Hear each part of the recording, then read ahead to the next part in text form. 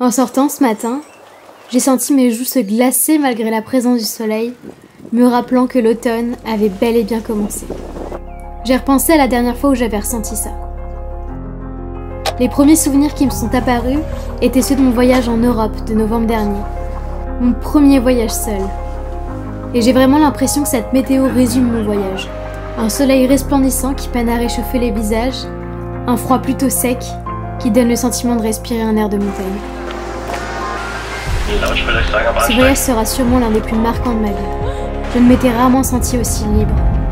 J'étais traversée par l'excitation de la nouveauté, par l'émerveillement de découvrir ces grandes villes d'Europe et par l'euphorie de faire ça absolument seule.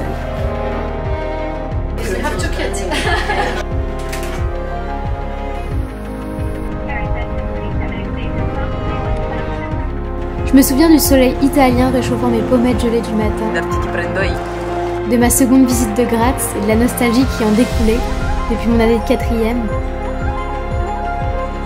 de ma découverte de la ville grandiose de Vienne, de la maison Unterwasser, du baiser de Klimt, du château de Schönbrunn dans lequel j'ai appelé mes parents pour leur donner des nouvelles, de la rencontre de Hope.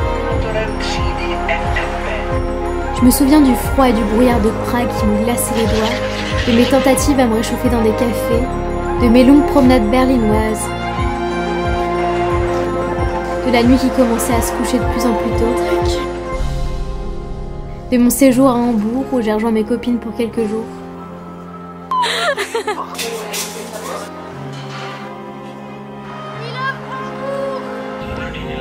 De tous ces paysages qui défilaient à la fenêtre du train. De mon coup de cœur pour la ville d'Amsterdam.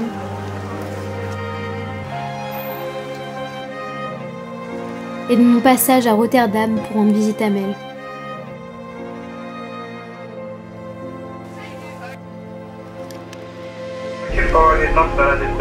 De mon arrêt à Anvers, de mon auberge de jeunesse design, de ce froid qui glaçait de plus en plus fort mes joues, de la fermeture de mon manteau cassé qui m'empêchait de le fermer, de mon passage dans toutes ces grandes gares d'Europe, de ma visite de Bruxelles, de l'accueil de Léa, de la brocante de la place du jeu de la balle, les fameuses gaufres bruxelloises des expos. Bruxelles marquait la dernière destination de ce voyage. Et maintenant j'en suis sûre, ces moments m'auront de loin réconcilié avec l'automne.